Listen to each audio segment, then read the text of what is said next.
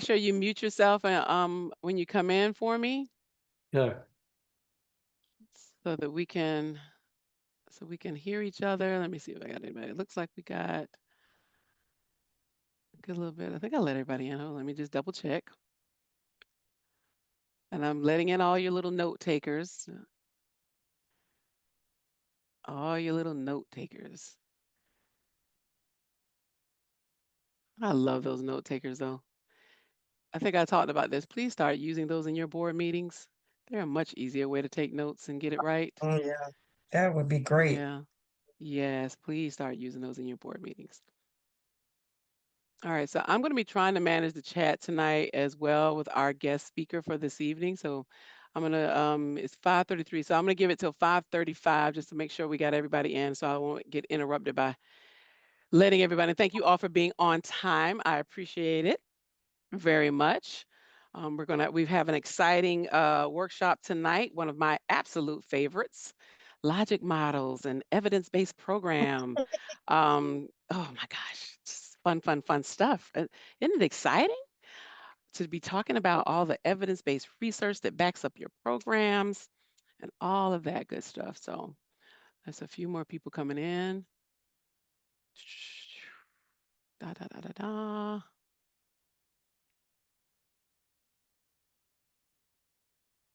All right. I think I will now let people in as they come in. All righty, all righty, all righty. All right. So if you were at the workshop, thanks for everybody that attended last week when we were, is that last week? Gosh. When we were in town in Charlotte. I think I'm gonna have to move to Charlotte because I'm constantly there nowadays. I'm there more than I am in Atlanta.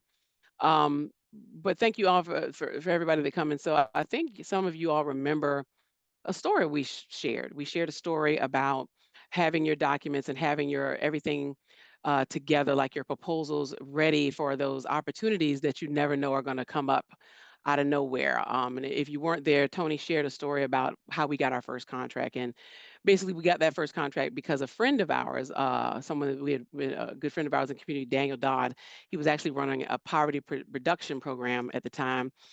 He met us at a coffee shop and he was so enamored with our program. He said, I've got a meeting with the mayor tomorrow.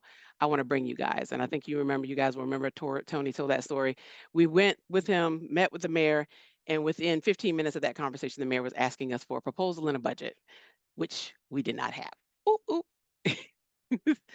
So, one of the documents I'm going to share before I introduce our speaker for tonight with you guys, I'm going to share my screen really quickly here while some other folks are coming in.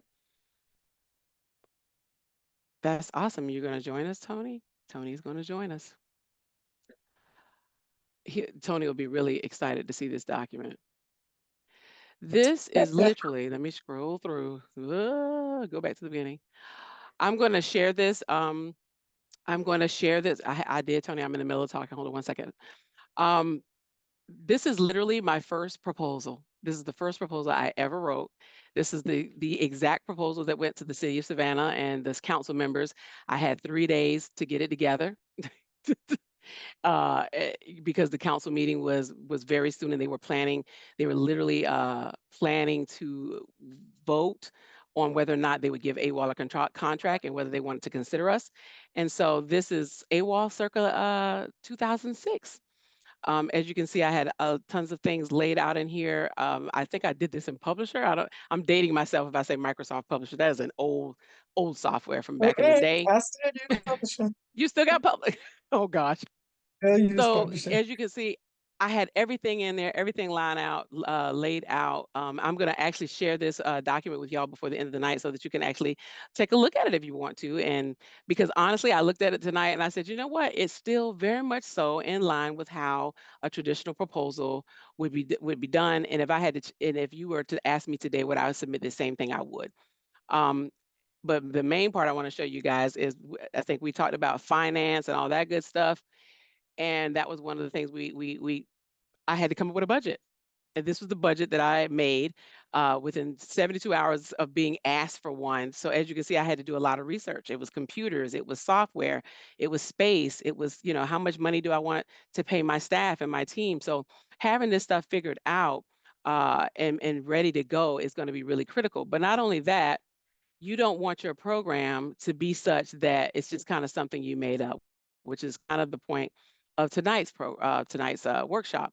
Not only did I have things in here like a situational analysis, I was collecting data from Savannah Metropolitan Police Department about juvenile crime in the area at that time. This was from 2004. But I also was backing up what I was talking about with evidence-based research. This is everything in here. You're going to see all of that. We were using a research and evidence-based model that was around risk and protective factors for young people. That is still very true for this day.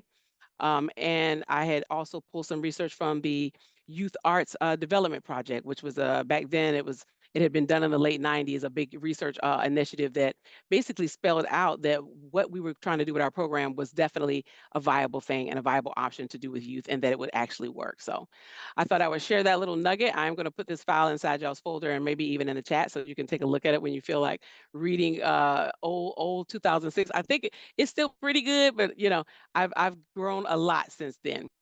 And that segues me over to I want to introduce you tonight to hold on one second. Let me do an introduction right quick, Tony. Um, I'm going to introduce you tonight to my co-facilitator for this evening, who is Ronisha Strickland Roberts of Volcano Consulting. I'm going to let her do her introduction. I'm going to stop sharing my screen here if I can find it. Hold on one second. There we go.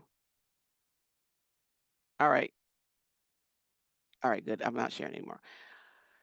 And I met Ronisha literally at my first nonprofit job, a union mission down in Savannah.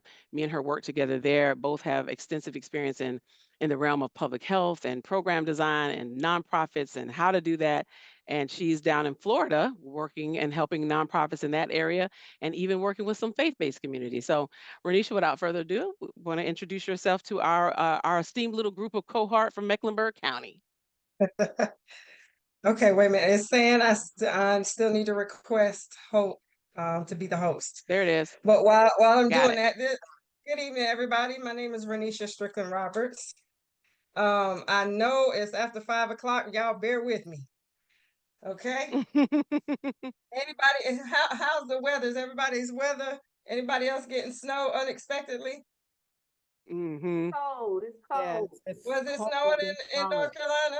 Yes, it's cold in Charlotte. Right now it's probably 17 degrees. It's freezing.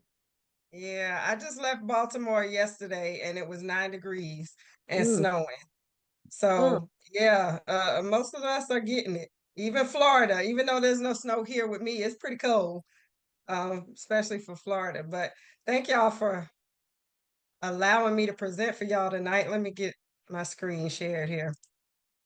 And I'm gonna jump right in because I want to make sure we have enough time. Is everybody seeing my slide here? It says evidence-based program design and logic models. Everybody can see that? Yeah. I'm not. I'm still seeing Davina's. Yes. Uh-oh. Now how is that? Here too. Okay. Who said they're still seeing Davina's screen? I am Cynthia Mind Body Baby over here. That's weird. That is weird. If everyone else is getting, oh, here we go. Maybe there we go. Got it? There was Uh, two options. Okay, now I'm seeing you. okay. I see it. All right. There we go. All right. Well, we're gonna get started. So again, we're talking about evidence-based program design and logic models today. We're gonna be touching two topics, but they're very much related. And then there'll be a good segue to the information we'll talk about next month as well, and some of the information in between that time. So today, I just want to let you know what our objectives are. We're One gonna second. Renisha, are oh, you already you talking sharing to your me? screen? Because I can't. I want to make sure I'm right. Are you already sharing your screen? I am. Because I made I you the am. host. I don't see the Yes. presentation on mine, and I'm trying to figure out why. We just did I this. think you might be having the same problem as Mind Body Baby. You might have two separate screens showing on your So Yeah, I one went screen, to the very top where it says view options, and then I chose Ronisha, but for some reason your screen is still showing. I have an option to see either of you. I do still see your screen too. I made you the host. We just practiced this and it worked just fine. What am I doing wrong? Yeah. Look, Davina, at the very top, I see that it says Davina. I can choose your screen or my screen. At the very Oh, top. there we go. There we go. I got it. Oh yeah. Okay, now I can see your screen. All right. So Everybody back. good? Is everybody good? Everybody can see? Yes, I can. This is Kathy. Okay. Yeah. Okay. All right. So back to the objectives. I'm going to do a really short, brief introduction to myself and Volcano Consulting. We're going to talk about some research basics. We're going to obviously be talking about evidence-based interventions and programs. I will use the term EBI. Please bear with me. I'm used to saying EBI, and that's just short for evidence-based intervention or program. We're going to look at some important definitions and terminology. And then we're going to look at some types of evidence-based intervention adaptation or changes. And then we'll start to look at logic models, and then we're going to practice putting one together. So just a little bit about me. I kind of made this slide and I started using it in all my presentations just to kind of summarize the kinds of questions that I get from people. So my name is spelled Renessa. It's pronounced Ronisha or Ronisha. My mom still doesn't know how to spell, so there you go. I'm the owner and principal consultant of Volcano Consulting. We're located in Central Florida, more specifically in Sanford, Florida. And I went from a associate's degree to a master's degree. And all of my degrees are focused on, well, the associate's degree is in medical assisting, and then my bachelor and master's are focused on public health. I have about 30 years public health and clinical experience. And I can't believe I'm saying 30 years, but it's true. And so I consider myself an expert grant writer and a public health professional. However, I can't get much of anything done these days without my teammate Liz, who is in the room here somewhere. But Liz works with me side by side on a day-to-day, and she is another fantastic consultant that I just don't know what I would do without. She's a great help to me, and she helped put some of the components of this presentation together today. So I just wanted to let you know that Liz is here, and Yes, she thank you. has her presence is here in this presentation. Hold on, I don't see Tony trying to get in. Let me see. Oh, I see him. And Tanya Faison. Yes. Okay. Because I think when I gave you host, I couldn't do it. Okay, yeah. There we go. They should be in Okay. now. All right, that should be everybody. Okay. Because we're at All right. 5:45. For most of my presentations, I try to leave some tips for everybody. So I'm just going to briefly give you an overview of how you can use the presentation and get more information from it as far as what you might need, the extra steps you might need to take. Oh, what's happening? Oh. So if you see something highlighted, if the word is in red, it's probably something you need to pay attention to or make note of. If you see an asterisk like this up here in this top corner, if you see one of these symbols, that information is probably going to help you with an activity or an exercise that we're going to do. If you see a page number on a slide, and that is a cue for you to reference your training manual from Social Architects. Some of the information that we are going to cover today is also in your training manual, and so it can be reinforced by the information in your training manual. And then my particular presentation style, I welcome comments and questions throughout my presentation, so you don't have to wait and think about what you want to ask or how you want to when is the appropriate time to ask. I just ask that everybody be mindful of the time and to be sure that we're saving room for our colleagues to participate. So it's my job to kind of make sure that we get all the information in the time that we're allotted, but I need your help in doing that. So please feel free to raise your hand either virtually by using some of the tools here in Zoom, by using the chat, or by just unmuting yourself at an appropriate time and letting me know you have something to say. Okay. And I'm going to monitor the chat too for questions. If y'all put questions there, I can monitor that as well. Okay. All right. So we're going to jump right in so we can make sure we have time for those comments and questions. So evidence-based program design is a type of program that uses evidence. The name is very self-explanatory. It uses evidence for the program that has been designed to be sure that the program essentially will be successful. And so with evidence-based programs, the foundation of them is research. And I just want to take a minute to remind everybody that research is something that affects our daily lives every day. Research is everywhere. It's very difficult for you to go about a normal day and not be touched or encounter something that has been researched that can have an effect on our lives. So we look at our examples on the screen here.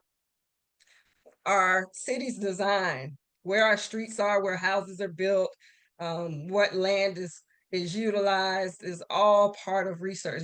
That we've made those decisions based on research that has been done. The educational standards in schools are based on research. Gas types and type of gas you need to put in your particular car, or gas prices, research. The food that we consume, how much is a serving, how many calories are in something, how many servings are in a container, all of those are based on research. When we take medication, the dosage, how many pills we should take and how often, all based on research.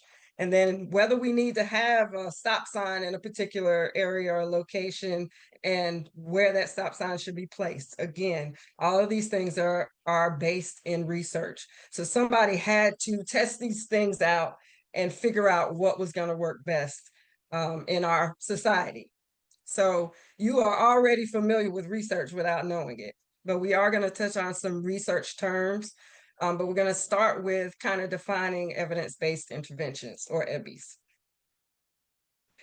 And I'm using the word program and intervention interchangeably here. You can say evidence-based program, or you can say evidence-based intervention.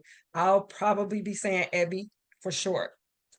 But to define an evidence-based program, it takes a systemic approach to creating your programs that uses research and evidence so that you can inform the decisions in your program.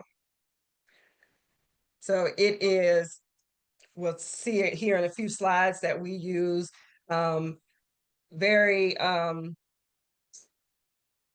high standard research strategies to develop evidence-based programs. They are done in a scientific setting or using science-based processes. And we'll look at some of the other characteristics here shortly. But one of the biggest things I want you to take away is that most evidence-based programs that we'll find have been through what we call a rigorous evaluation. And we'll look at the components and what that kind of looks like a little bit more in the next few slides. But a rigorous evaluation includes usually at least 4 components. There's something that's being manipulated, something being controlled, and there's some random assignment and selection in most rigorous evaluations. And so hopefully that'll make a little more sense here in the next few slides. But these are kind of the founding components of an evidence-based intervention. So just to give you a really broad, simple idea of what a rigorous evaluation might look like, as we look at these different research designs here, we have 3 different types of research design. And then the first one, it is non-experimental. And the way I can kind of give you an example of what a non-experimental design looks like is if I say, I gave you a test before I started this presentation, and I let you take the test without the benefit of having this presentation to give you the answers. So I'm testing your basic knowledge on this particular topic. And then after this presentation, I'm going to give you the same test, and I'm going to do what? I'm going to compare what your score was before to what your score is after. That's considered a non-experimental design, and it really just compares that individual's results. So I'm comparing Liz's result before getting the knowledge and her result after getting the knowledge, and that is going to tell me whether I increased her knowledge, whether she got a better understanding, did she get better self-esteem, and so on and so forth, depending on the program design. And then for a quasi-experimental, excuse me, I should have got me some water. For a quasi-experimental design, we're going to pick 2 or more groups and we're going to compare them. And so one group we'll give this presentation to, and the other group we're not going to give this presentation to. And we're going to compare the differences between those groups. So we can expect to have different outcomes for each group because one got the intervention and one didn't. And then finally, the final example here is the experimental or randomized control trial. And the difference between the quasi-experimental and the experimental here is that the experimental design, excuse me, has randomization. Randomization helps to remove bias from our samples, and it helps to better guide our results of the study. And if this is all sounding over your head or like, what is she talking about? Don't worry about it. This is just a basic overview that will kind of help connect some of the dots in some of the slides to come. But again, the thing that you can remember about rigorous evaluation is that it usually includes some form of randomization. If you remember, we talked about randomization here in the previous slide. Any comments or questions here?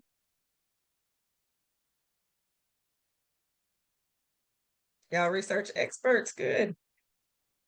That quick, I made y'all experts. All right, so why so why does evidence-based interventions matter? We want to increase the success of our programs. We want to know that the strategies and activities that we're implementing, that they are going to work well according to the outcomes that we hope to have for that program.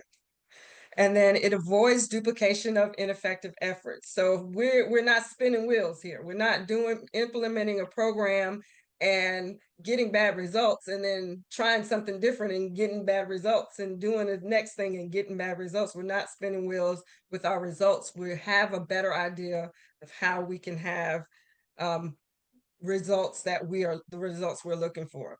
And it improves our resource allocation and accountability. So it's more cost effective. And when we outline certain parts of our program, we know who's accountable to who and who's accountable for what in the program. So we can attribute those results to specific parts of the program. Some of the main characteristics of an evidence-based program is they have well-defined goals. Excuse me, that are linked to the identified needs and priorities that you have decided are important for your program.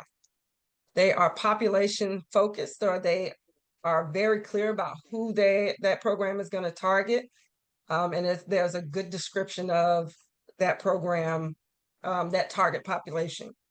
They are scalable and sustainable. They're designed to bring long-term impact, to bring about a big change in whatever that disparity or issue is. They include stakeholder engagement. That means they include the community, the target population that they want to implement the intervention with. It includes funders and other partners. So we include our stakeholders and the ideas around the activities that build our program. And then they are culturally relevant. We want our programs to, when we say this is the population that we want to implement this program in, we need to make sure that we are considering the cultural factors that will make that program more successful. And so these are typical components or main characteristics of EBIs. And just to touch a little bit more on cultural responsiveness, or cultural competency, cultural sensitivity. We have different terms out here. They all kind of have a little bit of a different definition, but people can choose People tend to have a preference for which phrase they tend to use. Mine is cultural responsiveness. We want some other considerations for making sure your program is culturally appropriate is to consider the cultural and linguistic practices that you have implemented in your program. If you, I don't know if you've touched on this already, but there is something we call class standards. It's cultural and linguistic standards that are set forth by a government entity.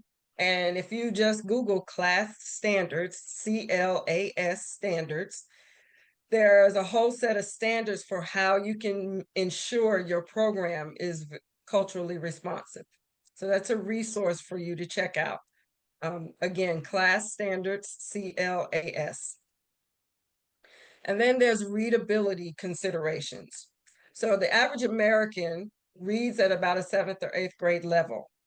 So we need to be considering that when we deliver our programs as well. When we deliver presentations, when we're speaking, it's a really good idea to have most of your information be appropriate for about a middle school reader. I like to mention that it seems that a lot of people don't realize that. We've got a lot of smart people in this country, but the majority of people here read and comprehend at about a middle grade level. And so consider that. And there is, I will give everyone a resource sheet after this presentation, and I'll include the link for the class standards. And then there's a website where you can actually take something you've written and stick it into a box, and it will check it and give it a readability score to see if it's about middle school grade level reading, so that you can adjust your language to more appropriately meet your audience.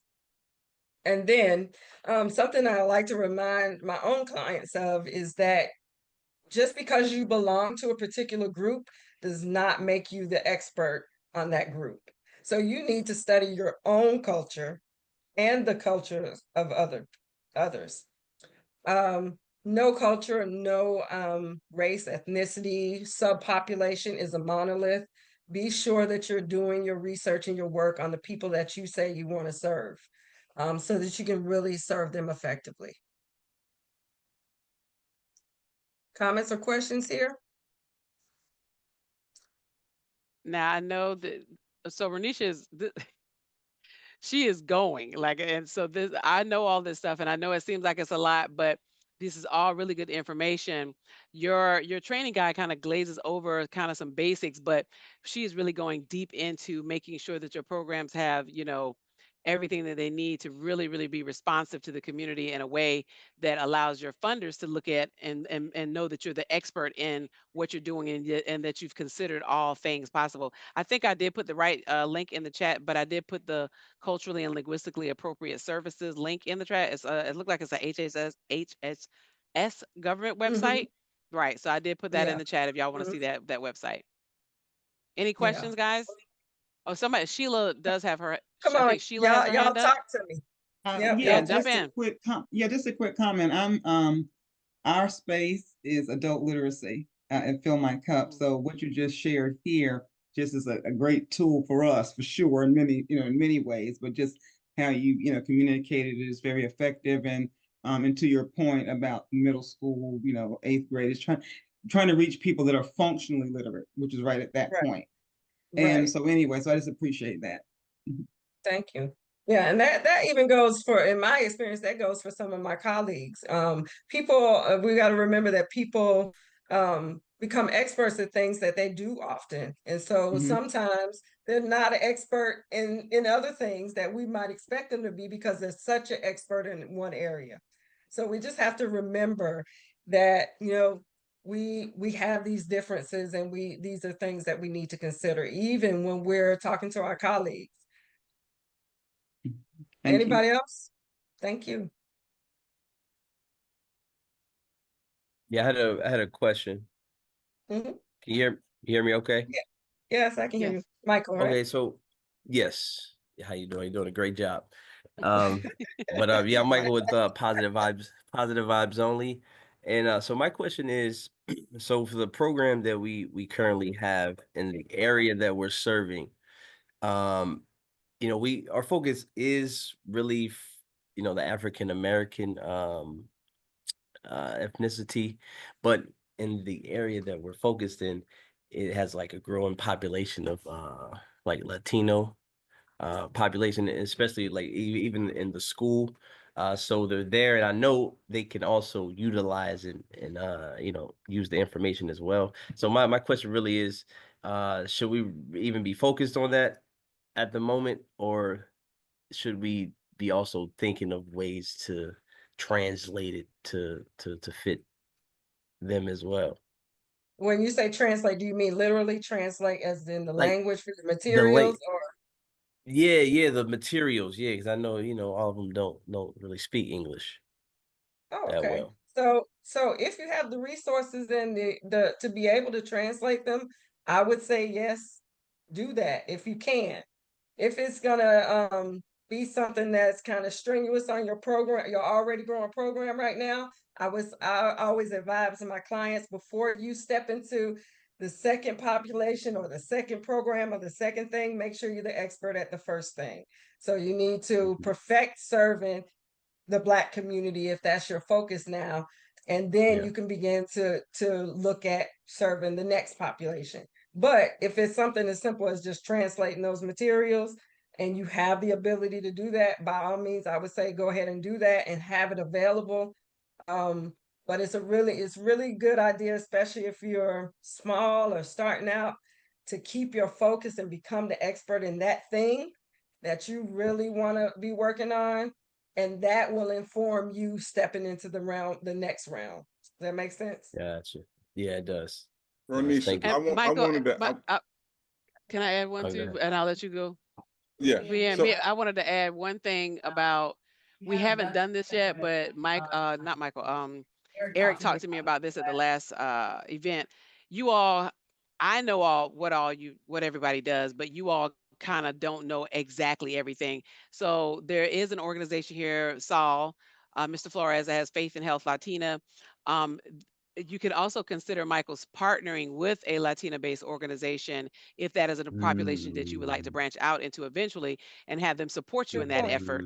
mm, Right? So we haven't I think I'm going to put together a document that has everybody's name, contact, and stuff like that. So, because I've already seen there's some great synergy possibly between some of the organizations that are right here in this room. So you may have that Yeah, resource right here on the call today. Go ahead, yeah. Tony. yeah. That makes Somebody in sense. the room that can increase your capacity already. Yeah. Yeah, Good point, absolutely. I'm Tony. just absolutely. gonna add a little nugget, Mike, because I like to speak from an experience standpoint. So, Yes, sir. we had a program called Goon Squad.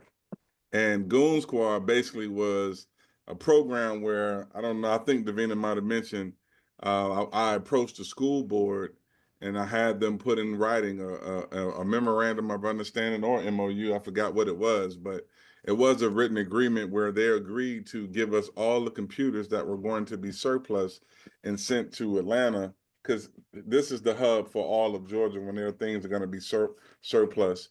And so what ended up happening was, once we refurbished the computers, some of the outreach that we started doing, we started reaching people from the Hispanic community.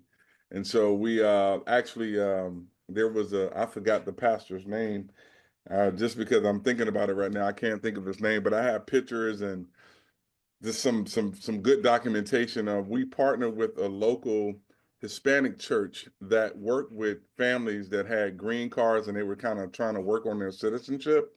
So the computers that we gave them, so we use this software called Ubuntu, which is Ubuntu. And so Uh, it's in the African word, it means humanity, it means to share. So when we use that operating system, we end up when you're actually setting the computer up, you can actually change the language on it. So we end up giving about 25 computers, and made it all, in Spanish for the Hispanic community. Now, we didn't do Hispanic programming or anything like that, but Gotcha. that was just our little nugget to say, you know what, where there's some synergy there, we want to bridge the digital divide, not only amongst African Americans, but it was an opportunity for us to partner with a church in the Hispanic community and it served a significant purpose because when they got those computers, they were able to see something that was in their native language. And so I just wanted to Wow, share that that's awesome. example. Mhm. Can you repeat Yeah, the name of gotcha. the software, Tony, again? This is Kathy. Kathy, yeah. So it's spelled. Okay. Yep. Thank you. No problem. How you doing, Miss Kathy? I'm cold. I could sum it up that way. I am cold. All right. Sorry, Miss Ronisha. Sorry. No, that's great. That's great. All about cultural responsiveness. That's right on topic. All right. Anybody else before I move on? All right. So I just wanted to introduce you to 3Bs about EBIs. Just some reinforcing information to help you remember some of the necessary components of an evidence-based program. And those are that it's rigorous. I know I've already said that.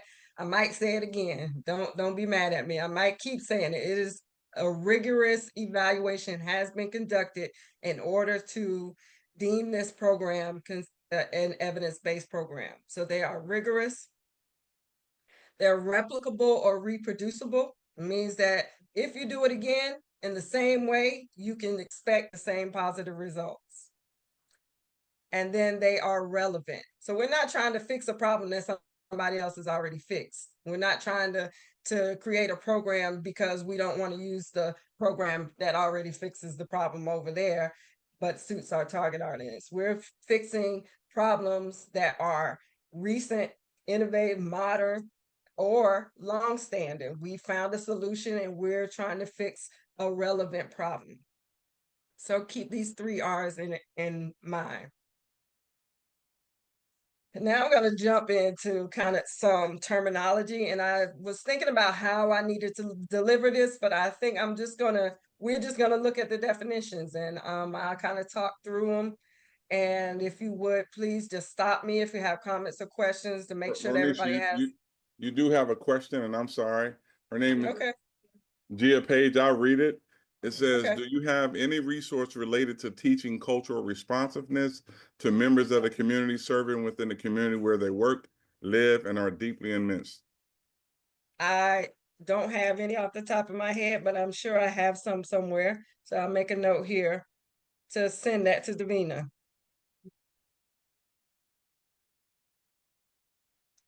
Thank you. Now, one thing I didn't mention is the Office of Minority Health website. Hopefully it's going to stay up. They have a lot of resources for working with minority populations, BIPOC populations, populations of color. So that's a really good resource that I've used throughout the years. It has information about cultural responsiveness, but it also has basic information about differences between cultures and working with different cultures and races and ethnicities in the community. It does a really good job of supporting its grantees with lots of information, and it shares a lot of that information with the rest of us. Again, that's the Office of Minority Health, and I will get this I information put it and in. links to Davina. Okay, thank you. I put that one in the chat as well, and we'll put all of these too inside of a like a resource page. Everything that we discussed tonight. I also wanted to Yeah, impart. Not only does the Office of Minority Health, the Office of Juvenile Justice and Delinquency Prevention has always, for a long, long time, been one of my favorite sites for identifying evidence-based after-school programs for youth from every gamut, yes. whether you're dealing with gang crime or if you're dealing with low self-esteem, mentoring. And as a matter of fact, their website has it literally parsed out by the style of evidence-based program it is. Like you can literally go on there, look up what you're trying to do, and they will show you 5 or 6 or 10, documented and researched and heavily researched program styles that you can use. When I met Yeah. Ronisha, one of the first grants that I worked on was with the Centers for Disease Control and Prevention. And back then, they literally were putting out grant money that had to coincide with evidence-based programs. And it was like there was like I think Yes. 3 or 4 studies that they had done. In particular, the grant that I was working on was one for men who slept with men. So I was working on an HIV/AIDS and prevention organization and a project at that time. And the research is so important because you could not even get this grant unless you used the evidence-based program that they had 3 different models, you had to pick one.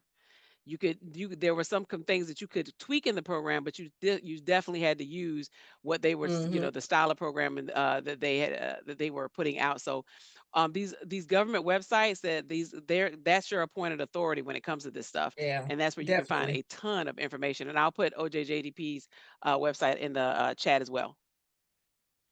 Yes, good point. I like their website too. They do have tons of information, like Yeah, tons. tons of it. And then one I recently came across for our Latino Hispanic population is the Hispanic Federation. I haven't had a lot of opportunity to delve into their website, but they do kind of set some standards for serving that population. So that might be another option just off the top of my head. But I'll look and I'll get some more researches on that topic. All right. Anything else for the next slide? Good. All right. So our first definition or terminology is core components.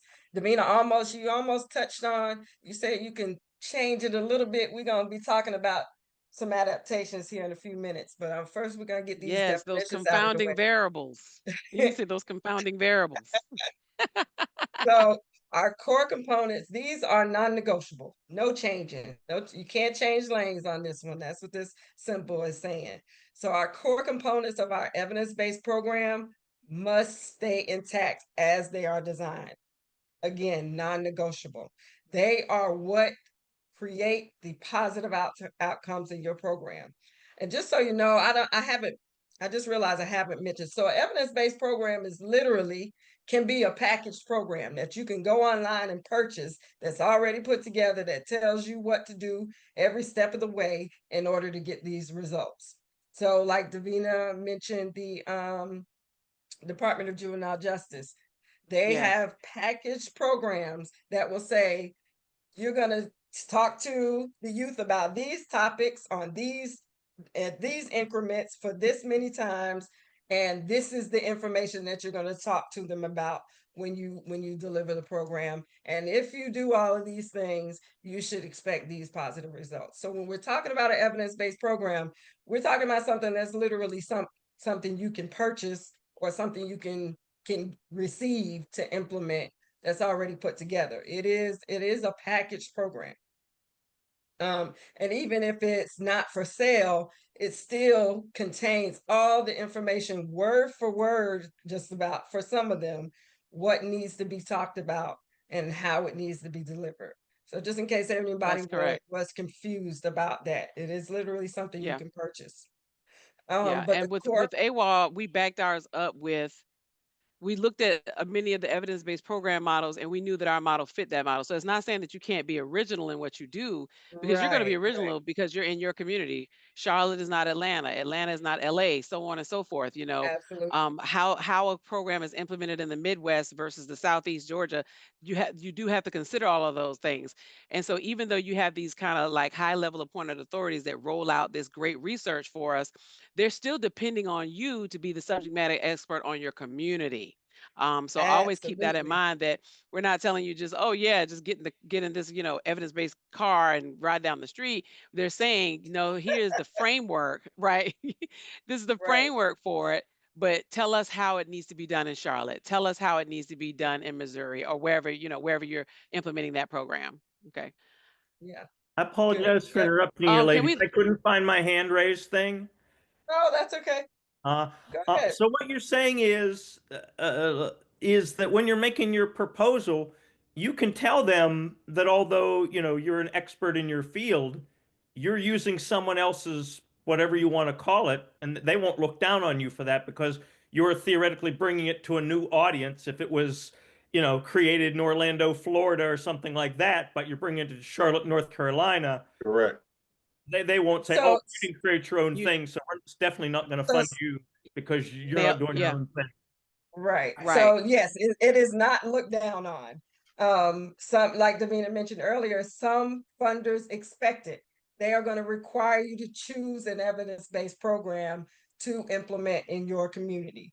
The other thing Yeah. is you're not going to say, although we're an expert, you're going to say, because we're the expert in this particular area, we've chosen this program. So that's how much weight an evidence-based program can carry. It may show how much of an expert you are. And it's not in spite of the fact that you're an expert, you're using it because you know what's right for your community. So Renisha, yes. real quick, sorry to interrupt. We got one person that's, I think, in the waiting room. They might have been a Oh, little bit oh late. no, three of them. Sorry. Oops. Yeah, I know that little thing is Okay. sometimes. Okay. Um, Okay. I wish and it would ding and or just something. I know, right? And also to piggyback off that, Scott, especially with your programming, if it had not been for this huge study that I had found, the youth art study, where they had actually done pilot programs in Atlanta, a couple of other major cities. That is what I built AWOL's entire proposal on, was components of that. And I think that I know for a fact that is really what got us in the door, because me and Scott have had that talk. One of the hardest fundings to get, so we all have to send good vibes to Scott, is arts money. Arts money is very, very difficult Yeah. to secure in large quantities. Almost all arts organizations end up doing other things, after school programming, crime prevention. It's always put under something else, and not necessarily, artistic excellence, as would be for, an agency like the National Endowment for the Arts, which typically funds stuff like your big museums and, the Alvin Ailey Dance Theater and things like that. We were never able to get that type of funding, even though AWOL had scored for 2 years in a row. We were named by the Obama administration one of the nation's top 50 arts organizations, and still struggle to get arts money. So yeah, backing it up with research is even more critical for arts-based organization, where there is not a dearth of information out there to support what you're doing. But we know as artists that it actually does work. We see it work every time. Thank you, ladies. Yeah. And Scott, I want to add that the other thing is, it's important to what you're going to have to do when you're writing that grant proposal and you've chosen this EBI. You're also going to need to tell them in that proposal why you chose that particular EBI. So that is where you get to show your expertise. It shows that you know enough about your population to choose this particular project, and these are the reasons why this project best suits our community. And so you still have to have an understanding of how EBIs work, and a little bit of understanding of how research works, in order to properly choose the evidence-based program, and to properly convey in your grant proposal why it's a good fit for your community, and why it's going to bring these positive results to your community.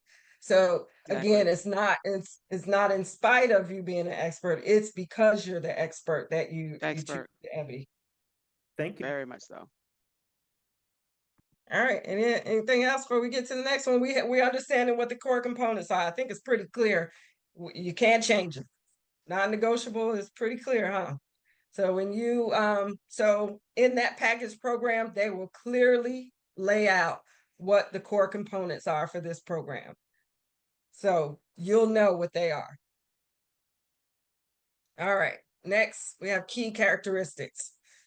Now, although this isn't in red, you probably should remember key characteristics too, because they come right behind the core components. These are the things that we want to keep intact as much as possible, because they complement the core components. But for some situations, they may be changed or adapted. And we'll talk a little bit more about adaptations in a few minutes. So these can be modified to suit different situations. I'll give you an example.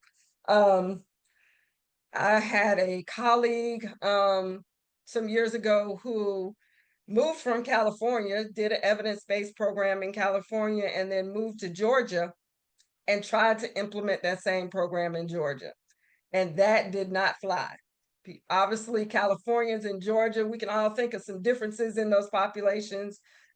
If just simply the fact is California's got a lot of big cities, Georgia doesn't have so many big cities. And so the type of living and the standards and culture at the local level were very different.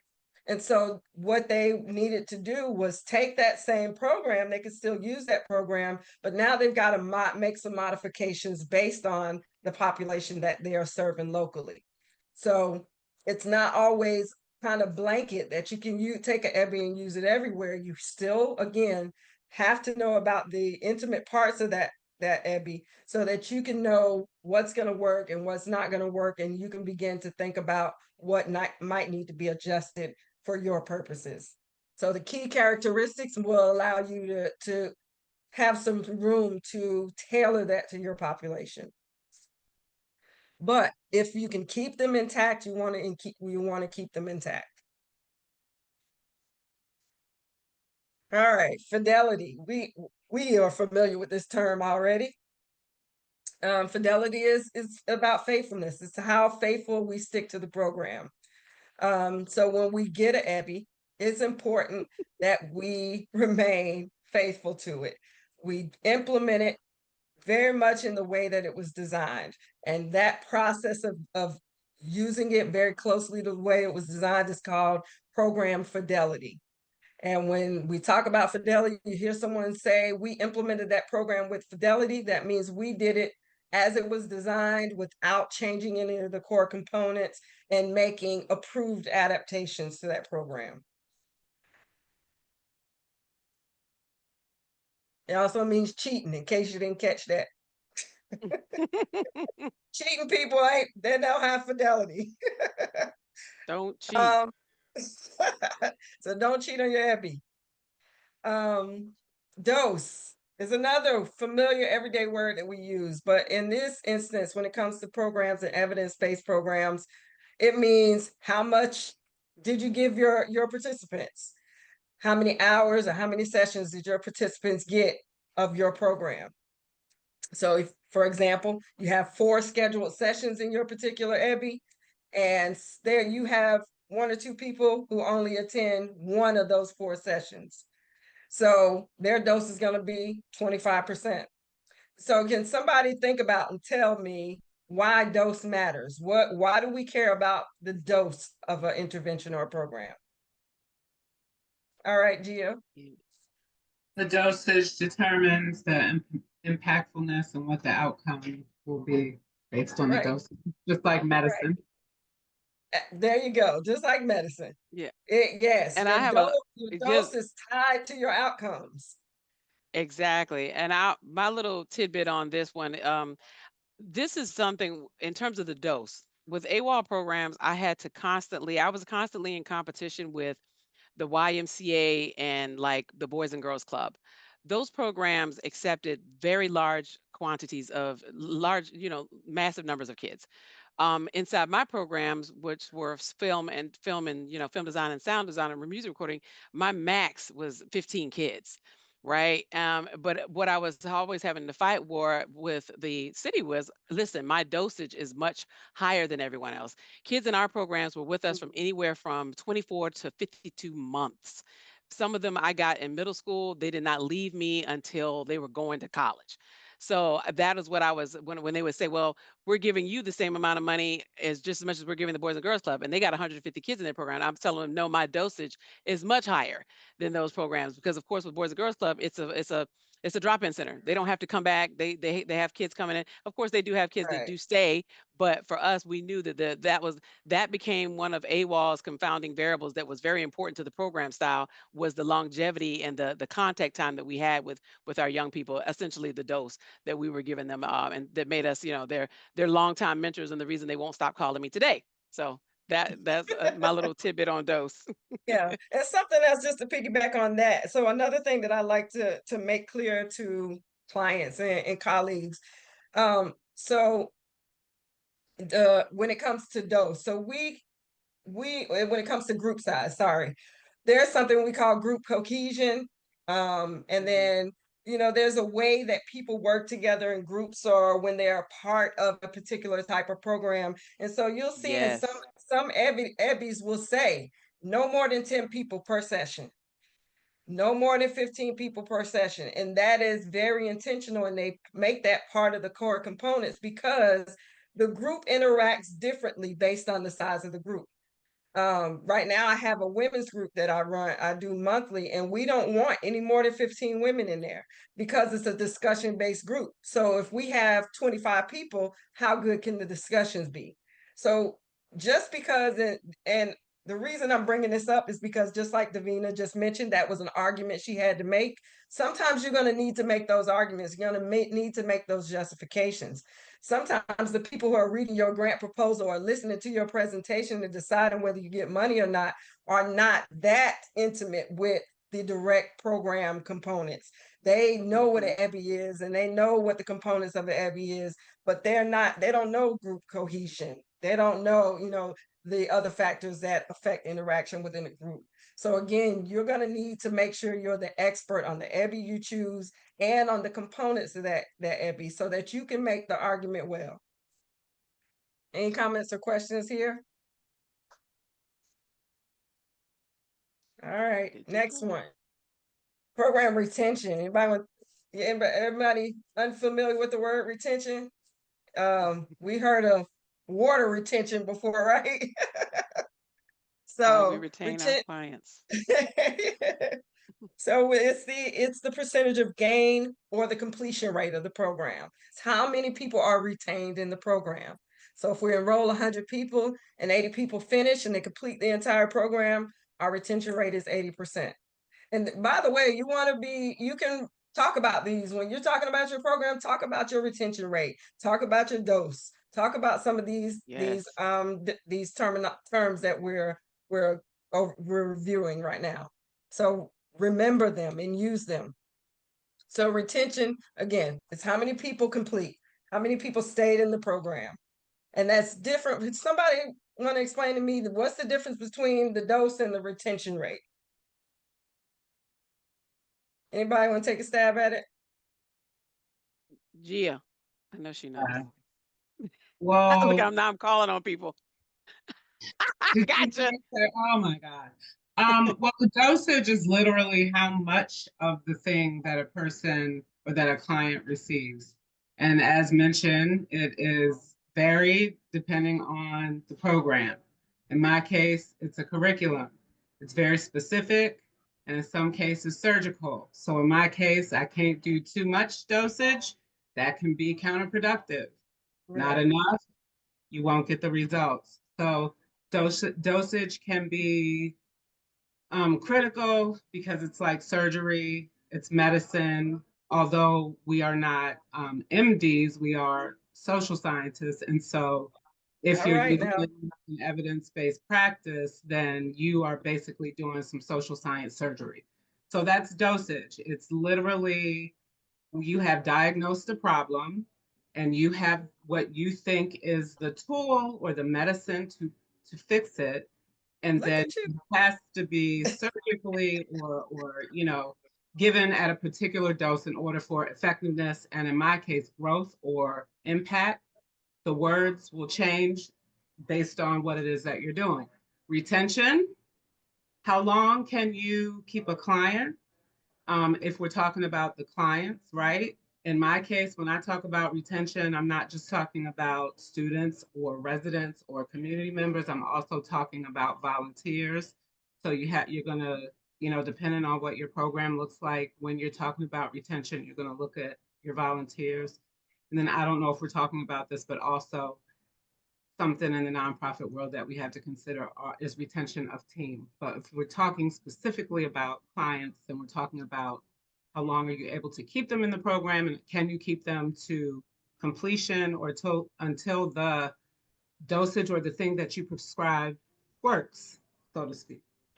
Thank you, Gia. Excellent. That was my Dr. High. So look, I'll just go ahead and say Dr. High and Gia at Strive CLT. They're some of my star students. So that's why I'm going to call on them from time to time.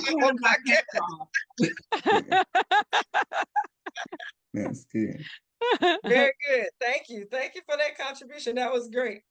It was awesome. Can we retain somebody in the program even though they have low dosage? Yes. It just depends on how your program is set up. Were you asking me? And it may not be, and you can. But it may depend on your core components and your program criteria. Because some programs will say, if you didn't attend 75% of these prescribed sessions, you You're not can't a be completer. retained in the program because Right. now you've missed so much of the good stuff that we don't want you messing up our numbers, our The thing science. is that sometimes And you're not going to realize the benefit of this program as well. dosage So can also impact your money, y'all, depending on your area and how you get it, how the grant says it. Sometimes, especially again in education, sometimes it can impact yeah. your funding. Mm-hmm. Definitely. I If have I a quick if I question. can just share a little nugget on retention, just I remember when I was a probation officer with Chatham Juvenile Court, and what would happen is it got to the point where AWOL was so popular, all the probation officers would say, they would refer their kids, oh, we go, our kids they going to AWOL, we going to AWOL, and so what the kid and the parent, the family, legal guardian, whomever, what they didn't understand was they could. So what happens is when you go to court and if they're on probation, sometimes the supervision could be like a 6 months to a year, and that's regular supervision, not state committed supervisions where those are 2 to 5 years. What ended up happening was the kids would come, the judge would write in the conditions of probation must complete AWOL program in order to be discharged from probation. So a lot of times when we gave our retention numbers, those are real numbers because those kids are like, nah, I'm gonna finish this AWOL program because I want to get off probation. Mhm. So of course it was some strong incentivization in there, you know what I mean? But I just wanted to share that because I think that little small nugget could be of use in however you decide to bring, to deploy your services. You make it to a point where, and AWOL wasn't a bad thing. Okay, here's this probation officer that created these fun-like programs that led to either gainful employment, secondary education, and you can get off probation. You know what I mean? And so it was just like, so yeah, that's how we were able to maintain a lot of different kids. It just all depends on whatever you cast out there as bait is, how do you keep them coming in? And so it was a complete buy-in because it got to the point sometimes they would be referred to AWOL, we wouldn't know about it. And here you got this kid I never even met because most of the in-service, or what do you call it, intake rather, I would always do the intake because I'm like, all right, I'm the PO. Like, okay, who your PO? What's going on? Who? So sometimes they would avoid me and try to circumvent the situation. And then when it's time to close out their probation, they would say, well, the judge would be like, well, did you complete AWOL successfully? And then and it's an easy thing. They were like, well, get Mr. Jordan on the phone because it was just easy for me to kind of verify that. So I don't know, I just wanted to bring that up because I think it kind of plays into, Ronisha's point about retention, but I always had some, it was incentivized for sure. I'm gonna throw in something else since you mentioned that I think AWOL did a really good job at, and something that is really kind of one of my pet peeves when it comes to enrolling people in programs and thinking about retention. Know the word engagement and understand how engagement works, because that is going to define how well you can retain somebody in your program. You need to have good engagement skills. And this is not just, oh, I'm gonna pick up the phone and remind them that they're supposed to see me tomorrow, or I'm gonna remind them that they got home, I gave them things to do. It's sometimes engagement is, oh, it's so-and-so's birthday today. Let me just let them know I thought about them on their birthday. Sometimes engagement is, when I see you again, I'm gonna ask about that problem you mentioned that you were having last time I talked to you. Were you able to get your car fixed? Did that work out? Did you figure out a situation for that? Engagement is relationship building. And it doesn't mean that you need to make these people your family, but you need to let them know that they're more meaningful to you than just a place in your program. And that needs to be genuine. So if you're the face of your program, make sure, and you can't be genuine in that way, let somebody else do it, because it needs to be somebody who's really genuinely interested in building those relationships. And so they're gonna have and expect, you can give them the room to have high time for high engagement. Yeah. It works and it matters.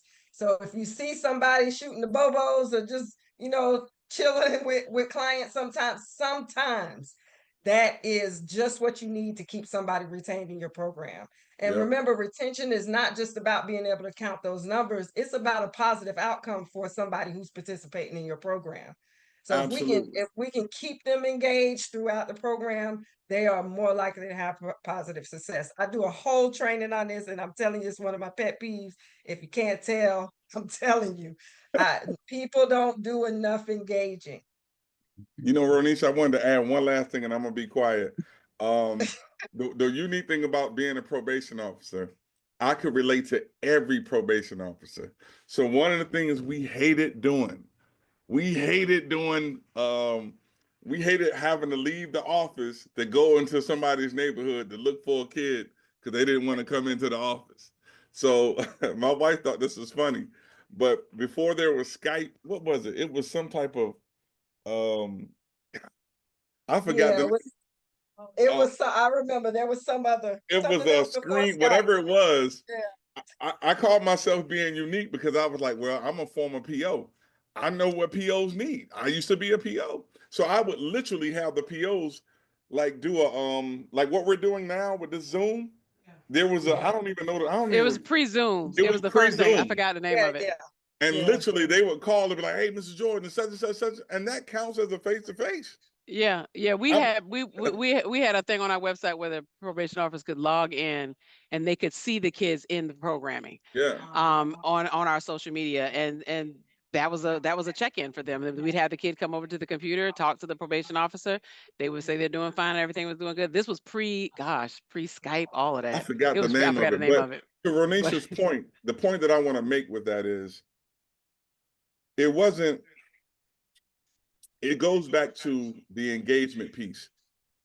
It was a win-win for the probation officers because it was like, oh, I don't have to leave the office. I can just call Mr. Jordan because they looking at me as still one of them. You know, I'm like, Mr. Jordan knows the importance of making contact with, probationers. So it was a win-win for everybody. So Right. that So engagement engagement. piece is Right. critical. Yeah. You get your numbers, they get their success. Win-win for everybody. Yep. That's a quick Anybody question. else have any comments? A quick question, Manisha. This is Sheila with Fill My Cup again, adult Mm-hmm. literacy. And so, as you were sharing about dosage, and this is really awesome information. The word for me, I guess, and I want to know, is this synonymous, or could you make a distinction with the word intensity? Intensity, dosage. Intensity. So I would closely relate that to dosage, but I think intensity is more subjective, because two people could get the same dose, but the delivery is what could be the determining factor on whether something is intense or not. And I think it matters who is receiving those particular components of the program. So I think it's related to dose, but I do make a distinction that intensity is not just about how much, but to what degree. Does that make sense? And relevancy as well. I would say, And for then, example, okay. oh, I'm sorry. No, go ahead. Oh no, I would say that what you just shared just made me think about is it relevant, right, and applicable to? And we in our tutoring and adult literacy, we choose to do small group. 10 is our number, right? 8 to 10 people, perhaps, and 1-to-1. So those that in many cases, those learners need more time, right? Mm-hmm. And They that have kind of more thing. You can relate to higher dosage. acuity. Right. Then right. Then if Mm-hmm. someone that's ready to take the GED or even have that skill level to begin study at the GED or high school equivalency level. So in our niche, in our community, because of the footprint in our community, are the people that are are the underserved, who need to learn to read, improve their reading, and think functional literacy skills in order to be able to create that gateway, that pathway to study at the GED level, if that's their one of their goals. When I think about intensity, I think about my son, who has always had really high anxiety around math. And so some of his teachers took the idea that they really need to buckle down on him. He needs to buckle down. We need to do this more and longer, and that just exasperated his anxiety. So it really depends on the person. Some people can handle increased intensity, and some people, the higher you increase the intensity, the less they are getting from it. So That's again, right. it's really subjective. It depends on the individual. And so you need to be prepared to adjust that degree of intensity based on who's sitting in front of you or who you're dealing with at this point. But that's a Right. good, I'm glad you brought that up. Go ahead, Gia. Yeah. I So, see you. yeah, assessments. So that comes before you make your prescription. So that's how you would determine the intensity versus dosage. Because like you said, you can have low dosage, high intensity, or high dosage, low intensity. And then you got to understand the difference between high frequency and high impact, which is where the intensity is stronger. But you Yes. can't determine who gets what until you assess them and figure out what they need. And that would determine all that. Oh yeah, And we do use All good stuff. research-based assessments as well. yeah, definitely assessments. I would also say, but add to your assessments your personal, your experience with that Yeah. person to use that as some of your information too. Because you know, our assessments, although they're vetted tools and they're great, they can't capture everything. So we want to use all the tools we have available, but assessments is a great place to start. Yeah, For sure. Yeah. especially Please. for Yes. educational. Yes. That's true. That's good. Thank you. Oh, I like it. Y'all keeping me awake now. They going in tonight. I'm like, oh gosh. I feel like I'm in one of my All college right. classes. All right. On the flip side of retention, we have attrition. So attrition is the amount of loss or the dropout rate for our programs. And we want to try to stay away from attrition by increasing our engagement and keeping our retention high, right? So again, an right. example, if we have 100 participants, 80 people finish, our attrition rate is 20%. So before our retention rate was 80%, and in this example, our attrition rate is 20%. So it's how many people drop out of the program or drop off for whatever reason. For whatever reason. We're not tracking, at least for attrition, we're not tracking why they dropped out. We just know that they dropped out.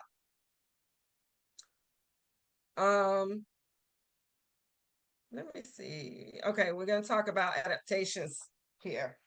So we talked a little bit about changing the program. I gave the example of my colleague who moved from California, wanted to implement a program in Georgia.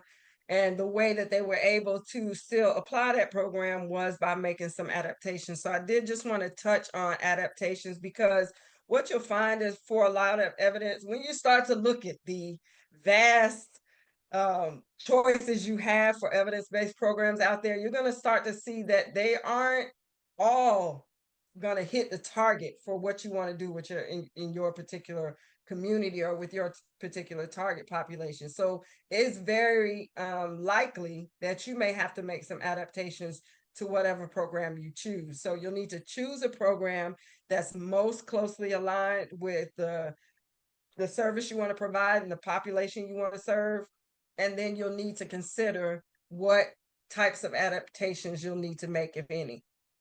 So we're just going to really quickly look at red, yellow, and green light changes for in your evidence-based intervention. So these are the places where you can easily make changes. You make changes with some caution, or do not change because it is changing your core components. So for green light adaptation, these are changes that you make to suit your audience or to improve the information or data that you're going to be collecting from the program. These things don't bother the core components. It keeps them completely intact and exactly as they were designed to be implemented. For our yellow light changes, these are changes that are made to your key characteristics. So remember where our definition, our key characteristics were the components of our program that support or are related to the core components, but that we can change and make some necessary adaptations to. What you should remember here, well, for all of these, nobody should be making any adaptations as a single person making a decision, first of all. Any adaptations or changes that you decide to make to an EBI that you plan to implement in your program or organization, that needs to be a collective decision that's made with a group of people who have the knowledge to do that. So nobody should be the single solitary person making changes to any EBI alone. But in the past, or even recently, what I've done is contact the developer. If I'm not sure, is this going to really change the outcomes of the program or not? I contact the person who developed that program, the researcher that did the research, and say, hey, I'm thinking about making this change. What do you think about it? Now they may charge you for their hour of their time, so don't think that they won't, because they typically do, because they are busy researching and doing other things, so their time, they tend to charge for it. But if you can afford it, you can talk to the developer, and they'll be the best source for deciding if a change is red, yellow, or green. Otherwise, you can try to talk to an evaluator. If you know an evaluator, somebody who already does evaluation work, they're a good resource for whether or not your planned adaptations are going to be good to go.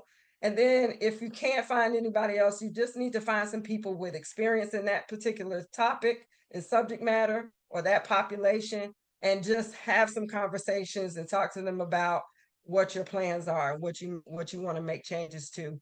And so if you haven't figured out by now, making changes and adaptations should be something that's well thought out. It should not be anything you decide to do off the cuff overnight or without any research. You really need to take your time making adaptations to the program. And I think you should already know that red light changes would be changes that change the core components. You change the core components of the program, you don't implement them as designed, then you have created a new program, a program that we can't guarantee the results from. So we don't want to go creating new programs that haven't been researched. So we're going to keep our core components intact. So if it changes the core components, it's a red light adaptation. Any comments or questions here? Good stuff. All righty. Ready for the All fun right. stuff? All right. I know. All right. I know somebody's thinking it. This stuff sounds expensive and time consuming. It is. So, It is time consuming, but just so you know, we all live in the real world. Okay. What were you gonna say, Davina? yeah, it is time consuming. It's time consuming to do the research, to try to find the right fit for your program, the right research to back up what you're saying. But once you do it, though, it's worth it. It's invaluable. Oh, it definitely is worth it. Yeah. Yeah, it's And worth it. by It the makes you. way, Go ahead. I was gonna say, by the way, if you have a great idea for designing a new evidence-based program, that might be your angle you can take for your grant proposal or for your ask for funding or support. But know what you're doing if that's the case. If you want to invent a new program and not use one that's already existing and has already been researched, make sure you got your ducks in the row. But that is a possibility. You can ask for money to pilot a program, for example, and say, hey, this is what we think will work. We haven't found anything else that we think is well aligned with what we want to do. So we would like to begin the process of creating an evidence-based program, and can we have your support doing that? So that's a possibility too. But yes, it can be an expensive process, no doubt. So we're going to talk about some other things that you can do in the meantime, or with very little resources, to make your program evidence informed. And so one of those things is to make sure you do a needs assessment. Have y'all already talked about needs assessment, Davina? We didn't really touch on that as much, so no, not heavily, but they did. Okay. Yeah, proceed. Okay. We got So about what are we at on time? We got about 40 minutes. Yes, I know. We're doing good, but I do want to. I think I'm going Okay, to take good, a good, break after this, a little break after this slide. I need to grab me something to drink. good. So first thing you can do is do a needs assessment. So we have two types of information we can get to do a needs assessment. That's primary or secondary information generally.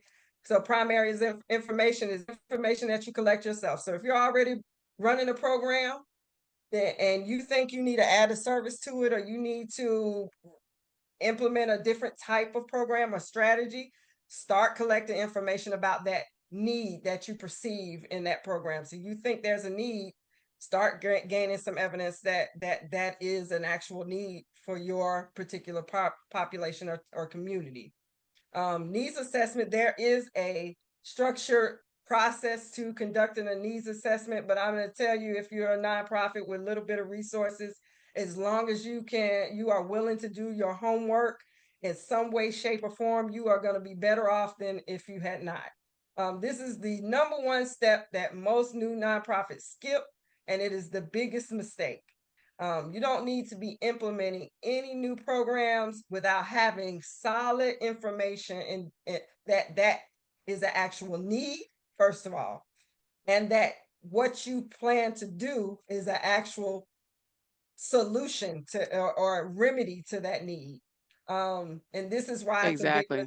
this is why it's a big mistake, because we'll talk a little bit more in a few slides from here about anecdotal information or our personal experiences, but we can't rely on our personal experiences or a collection of personal experiences from people around us. We have to rely on solid information when we're making decisions about our organization. So doing a needs assessment And is something that you can do that requires low resources. It just takes you and taking the I'll time pick to do the research. Yep. exactly. I'll piggyback on this one really quickly.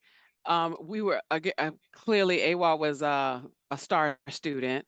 We literally, so our needs assessment was a paper survey that in this event, man, I don't go to this event now because of how hot it was. How many people, I know y'all all familiar with National Night Out. It happens in Oh, August. It's a big crime prevention thing. So we got a table at National Night Out at all of those events, and as many events where youth were at. And I sent my entire team of volunteers around with a survey, and it was just a basic 5-question survey. What are you doing after school? If we had a music program, would you attend that program? It was very simple. I think we might have collected over 100 surveys before we actually submitted a proposal. So a needs assessment is vital. It's something that you should do. I see people doing programs all the time, and not only just not they have not done a needs assessment with the population, they haven't even looked to see if there's one that has been done, because often your there city you or go. county There has you done go. one and it's somewhere sitting there proving that where the zip code you're in, the neighborhood you're in, proving that this is what you should be doing there. So needs assessment, don't skip that. Yeah. Either find it or do it. The other thing a needs assessment will tell you, and a lot of nonprofits, especially nonprofit founders, I think they have they take issue with this advice. But another thing a needs assessment will tell you is if you need to have an organization or program at all in the first place. Because Hmm. like Davina said, there may be a needs assessment that has already been done on that particular topic or population, but there is very likely a program that's already existing and doing a good job in that community, in that population as well. So Exactly. so Exactly. you're not going to get support because you're reinventing the wheel. So a Right. needs assessment We beforehand will help you figure that out. Right. And of course, anecdotally, we knew that there was no music recording studios. We knew that walking around. We knew Yeah, that, right, but right. we still needed to document it. Regardless of the fact that I knew it, we still needed to document it and prove that if the population that our target population that we intend to serve says that they will patronize or they will attend this program if we have it available. So there is a need for it.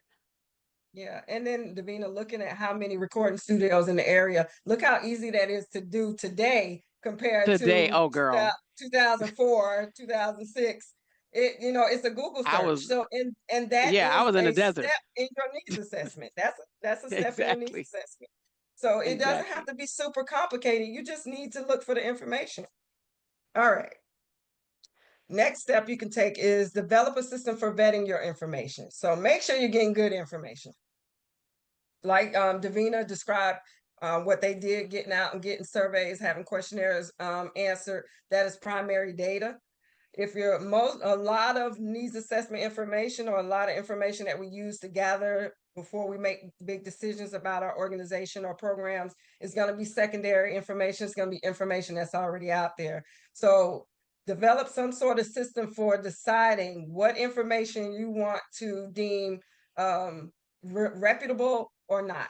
Davina mentioned earlier, and I seconded that government agencies and their websites are generally very reputable and where you can find very good information still. Our government does a good job of collecting and putting information out where we can find it and use it. So that would be And where that's I say Department of go. Education, everything, health, you Yeah, can find everything. So I don't think there's yeah. any Health and agriculture, Human whatever Services. you're Yeah. doing. Yeah, I've seen what everybody here is doing. There's a government website for that. That's got the There information. is. And then the second to that, if it's not a government website or if you're looking for another source, I also recommend you always find at least two sources to say something. If one source says it's true, find another source, another reputable source to back that information up. Just make sure your research and your assessments stronger. The other thing besides government websites is for example, American Heart Association is a kind of considered a leader in heart health. So they would be considered a reputable source for somebody who's starting a program for cardiovascular health or cardiovascular education, for example. So there are some organizations that are considered the leaders in that particular field that may not necessarily be a government or federal organization that you can depend on getting information from. Googling, you have to be careful with Googling. If you don't know what you're looking for and how to vet information, you may think you found reliable information and you may not have. Google Scholar is a place where you can find scholarly information and publications about different topics. You do need to have some sense of understanding on how to read a scholarly article, though. So if you're going to use Google Scholar, first Google how to read a scholarly publication. At least do that. Yeah. Because they Yeah, can be tricky. they're a heavy read. Yeah, and they can be tricky, but they are reputable sources of information. Record your activities. I swear, if I had a dollar for every time I had to say this, make sure you're recording everything that you're doing. And when I say everything, I don't mean everything, but the most important things. Make sure that you're recording what you do so that you can tell people what you do and so that you can analyze what you do and use it to make data-driven decisions. So at the end of the day, we want to be sure we're making data-driven decisions about how we move forward in our programs, what we implement, what is necessary, what's not. In all of those major decisions, we want to make sure that we're trying to use our data to help us make those decisions.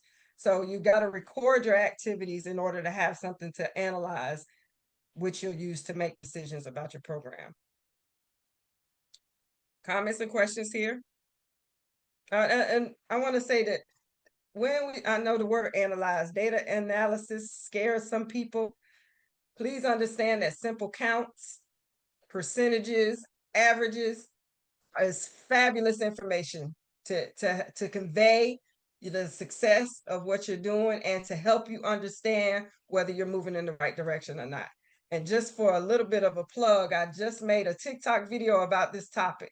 So I'll give you all have my contact information, but from time to time I'll throw a video on TikTok, but I just did one on this topic about collecting and analyzing data. So if you're a TikToker, check that out. Any comments or questions on this subject before we move ahead? I think I'm going to take a 5-minute break. Everybody down for that? Works for me. And we're Are done. we done? Because I think when we come back we're done at 7:30. Okay. Yep. So we just got logic model. Yep. We're about to move into logic model. Okay, y'all take a 5-minute. Okay. All right. 7:06. So for the 5 minutes, I'm gonna put a little video up. Okay. I'm gonna just grab some. If nobody needs a break, I'm just gonna grab something to drink, and I'll be right back in a minute.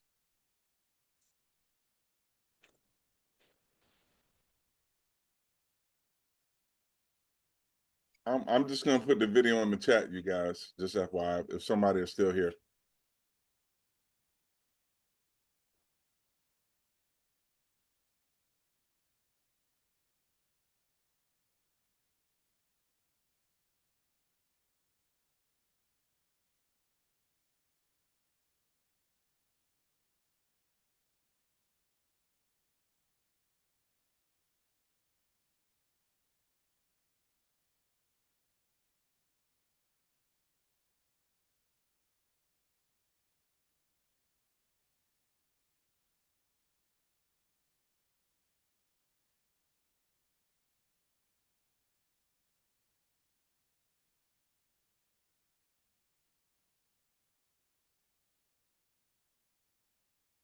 We moving on, or did we take a break?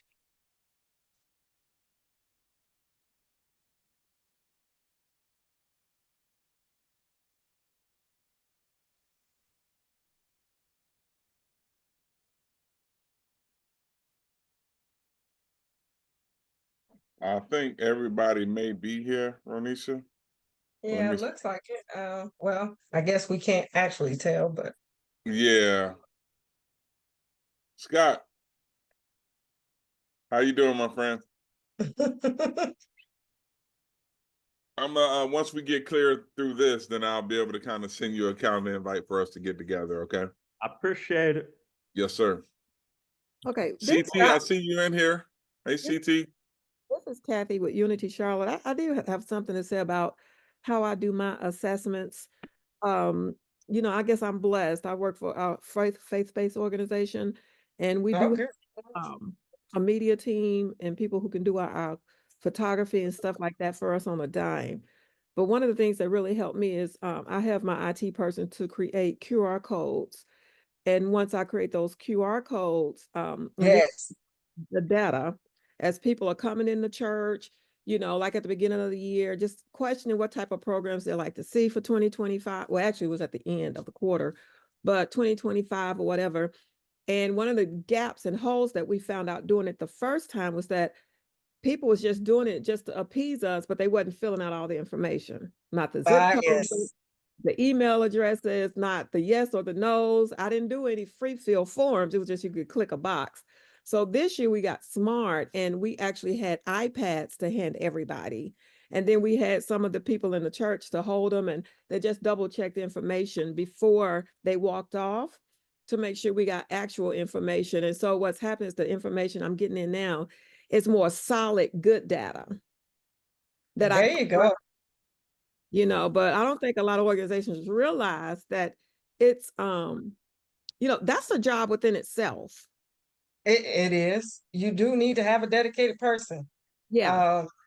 And somebody who's dedicated to compiling it and reporting on it and doing that on a regular routine basis as well. So yeah. Yeah. But that's a great example though. Yeah, I get quarterly reports and I run them myself. And when I get them, I do the cleaning up. And then I say, okay, what story is this telling me? There you go. Yep. Put out that way. Yeah. So I just want to mention that I am the official QR code queen in Central Florida. I've been given that crown. I've been using QR codes for a decade or more. I think I started using QR codes as soon as they came upon the scene. So QR codes make my life so easy. And by the way, you know, if you have to collect your information on paper, there's no shame in that game. But if you can collect it digitally, you will be saving yourself some time and money, and you will have cleaner, more accurate data to make decisions with. So if you haven't already moved from paper to digital, make that move. And I will also say that as related to that, is I know that people are sometimes, they give you a little bit of a hard time when it comes to using digital tools to collect information. Implement them anyway. This is 2025, and if everybody is moving towards the use of digital tools to do everything. Mhm. So just make that move, but help them transition, be patient with them. And it's always a good idea to inform them, why do I have to fill this out? What are you going to do with my information? People will want to know these kinds of things. So don't hesitate to be ready to answer those kinds of questions, but try to move people towards using digital tools if you have the means and the resources to do that. All right. Are we All back? right, we're I back. ran off. Yep. Okay. Oh, I'm sorry. Yep, we're back. Tony told me we've been back for a while. I think online breaks is like limited to 2 minutes. 5 minutes is like an hour online. Okay. All right. Now I know. All right, really quickly, I want to touch on the difference between anecdote and evidence before we get into our logic models. And so I use this example in my courses, but let's say you're outside, you're mingling with some young ladies from your program, you have a youth program for girls, and most of the girls tell you in the program that they felt like their self-esteem is shot through the roof since they started participating in your program. And so now you're feeling all good and you feeling like you're doing a really good job with your program, but you didn't collect any questionnaires or records to show evidence that that's true. This is anecdote. So anecdote is our personal experiences. So we've had these personal experiences. We're feeling real good, but we're basing that good feeling on just a random pluck of people who might have been available at that point.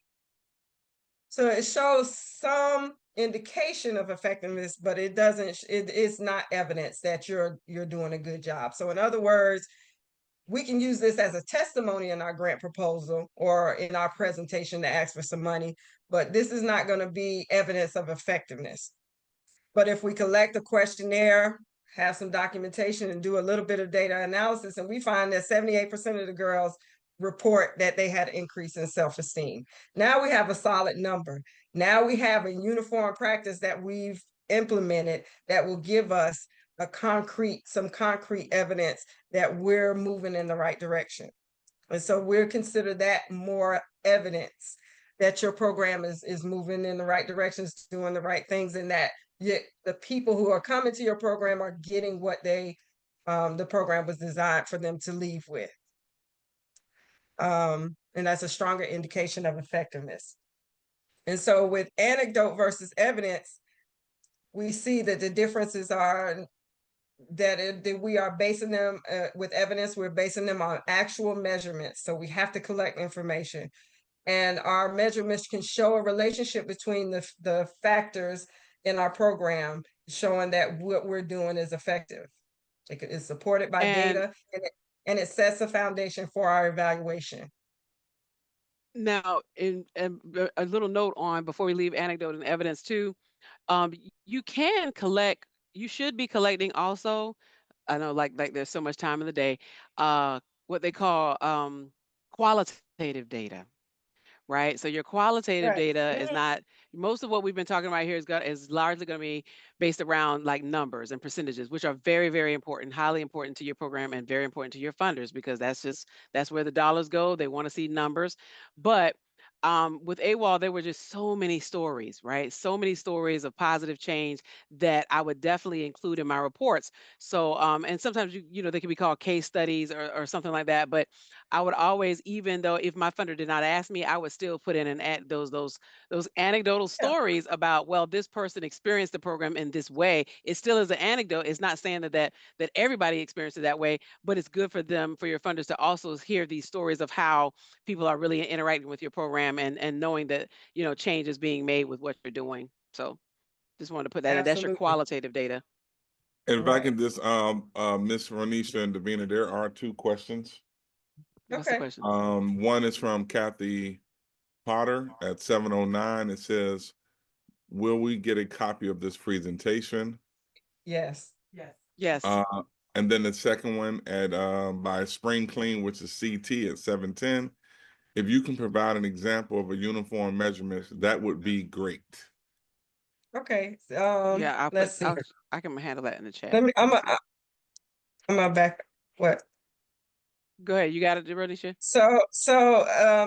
That helps me make another point about this slide here. So this came from a real example of a program that I implemented that was for girls. And one of the expected outcomes for that program was a self-reported increase in self-esteem. And so because self-esteem is not tangible, we can't look at self-esteem and decide if there's a little bit or a lot. We have to have that information be self-reported. And so that is one thing that it was actually measured. You can measure your attendance, your dose, your retention, your attrition, some of those things that we've already mentioned and talked about. Can you tell me what kind of program you have? So maybe I can tell an example to your program. Yeah, so we take material and create workshops so people can make items from them. One example I always like to use is we take old Hornets marketing t-shirts and turn them into teddy bears. Oh, wow. That's cool. Okay, so and what is the purpose? To divert material from landfill and to train people on jobs that use sustainable materials. Okay, so you're going to measure, you're going to measure that process from taking something that has been repurposed and made sustainable. So you're going to measure your output is going to be how many products you produce that repurpose an item that may have ended up in a landfill or unused somewhere. So that would be a measure. This is how many people, how many products. Is that a good, that help? Yes. And then so you're measuring that by you're looking at your materials beforehand and your materials afterhand and how many people are participating in that process. And then you may be able to measure some other things about the process as well in between there. Yeah. But And Gia put in the answer chat your question? some good stuff. Yeah, Gia put some good stuff in the chat too. What percentage of what is it? Oh gosh, it That's went a good away. outcome. What percentage of How much money you made Yeah, selling those exactly. items?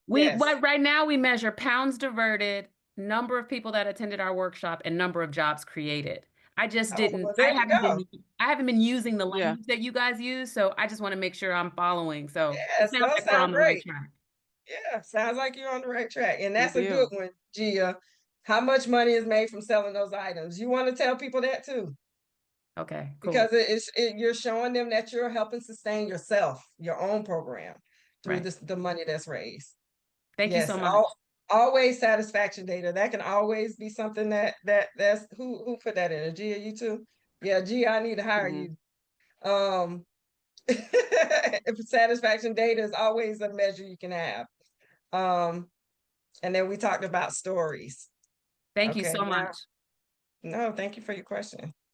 All right, where were we? So if you don't know where you're going, how are you going to know when you get to it? So what does that tell us? It tells us we need to set goals, right? I think we might be okay. We might not get through the total logic model activity. The activity. But I have a but I have a worksheet for link them to it. Everybody can do it great. on their And then own. great. And I was going to give them some homework anyway. Oh, well, there I think you they go. need to work on at least.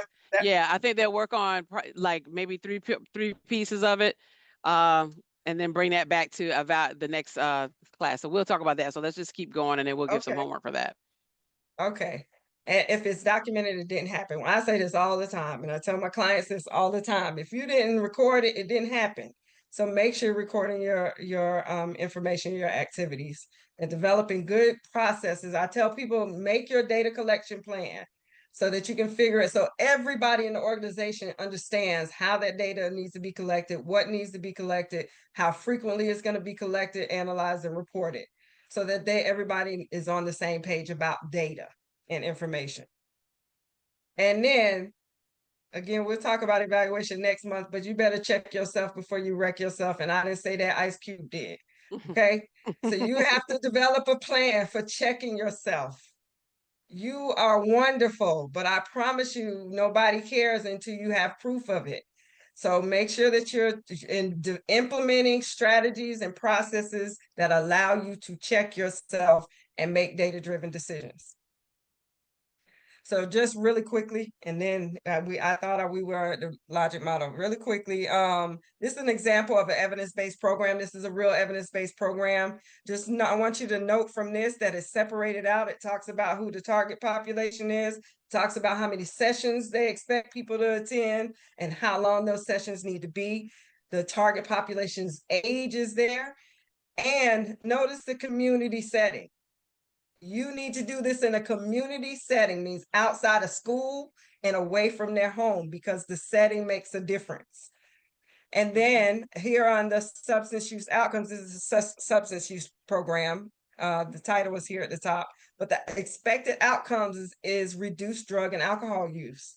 So it tells you what you can expect if you implement this program with fidelity.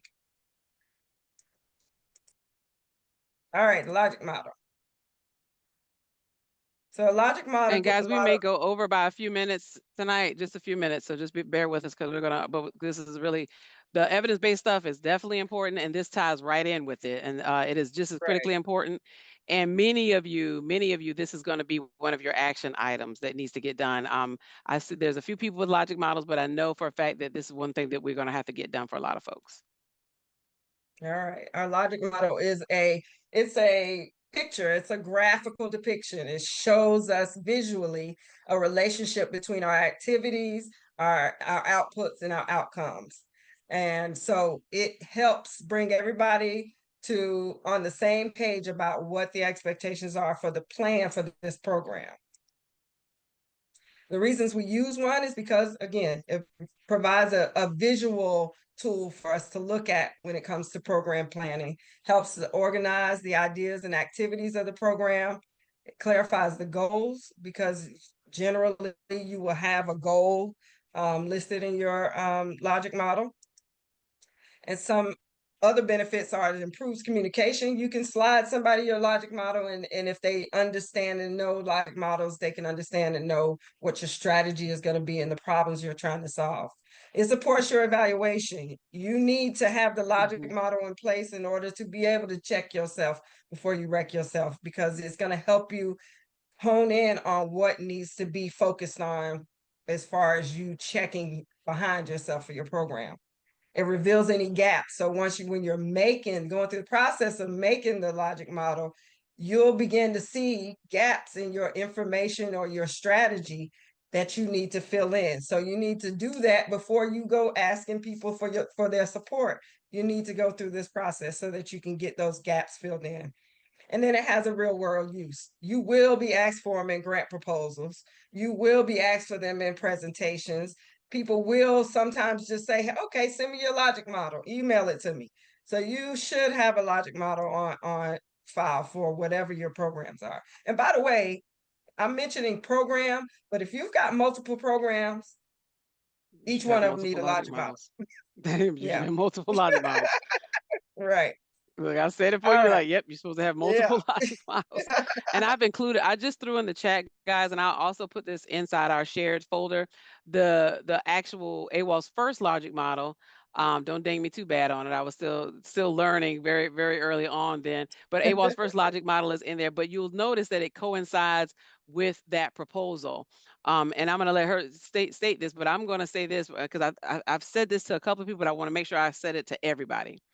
If you get your logic model done, excuse me, not if, when y'all get your logic models done, those who have not done them yet, once you can complete this exercise, you've completed about 80% of your master grant, your master proposal that you will use to submit to dozens and dozens of other grants. Once you get this done, that's 80% of the way done. So make sure that you're paying attention and focusing on that. This is going to be a critical step for everybody to get done as we go through the completion of the program. Go ahead, Bernicia. Absolutely. So this slide just goes over the components of your goal statement. We're going to say what our target population is. We're going to say what's going to be achieved once we run through a cycle of this program. What do we get out of it? What do our participants get out of it? What is the benefit to them? And then it acts again as a guide. Your goal statement should help you understand the chosen design, and some of the evaluation components, the ways you're going to be checking yourself, should be included in that goal statement. So I have an example of a goal statement here, and it's a little wordy, but it encompasses all of the important parts of a SMART goal. And SMART stands for specific, measurable, achievable, realistic, and time bound. So if you haven't already heard of SMART goals, there's a SMART objectives, please familiarize yourself with this, because if you plan to be in this field for a long time, I can promise you this ain't going nowhere. You will Nope, be it is not. revisiting SMART, this acronym, for the rest of your professional career. Entire career. Yes. It has stood the test of time. But if you read this SMART goal here, this example, it is specific, measurable, achievable, realistic, and time bound. And two of these are kind of subjective. Achievable and realistic, you have to decide that for yourself. It's not a concrete kind of yes, no binary response as to whether or not that component is there. You have to decide if it's realistic and achievable. But you need to have these components, and this statement does. Oops. And let me say something Gotta about catch. realistic and achievable. I have, when you're in this profession long enough, you've had a chance to be not only a grant writer, a grant reader, evaluator, all of it. And you want to make the hairs on the back of my neck stand up. I'll see a proposal with a very, very extremely lofty goal. We're going to end homelessness. You are? That Okay, that's the that is a first thing vision. right there. You're going to end it, right? We're going to end homelessness. You are going to, you're going to reach 1,000. You're going to get 1,500 people in so many beds and so on and so forth. And then let me tell you where I go first with as an evaluator. I go look at your budget. I go look at your budget. Yep. I go look at your operations and all these things. And so just know that when we say achievable, you've got to be realistic about this stuff, because Right. the people that are looking at these are experts in the field. They know this stuff. They're like, no, I've seen these programs with that budget and that number of staff. They're going to do what? Say that So, again.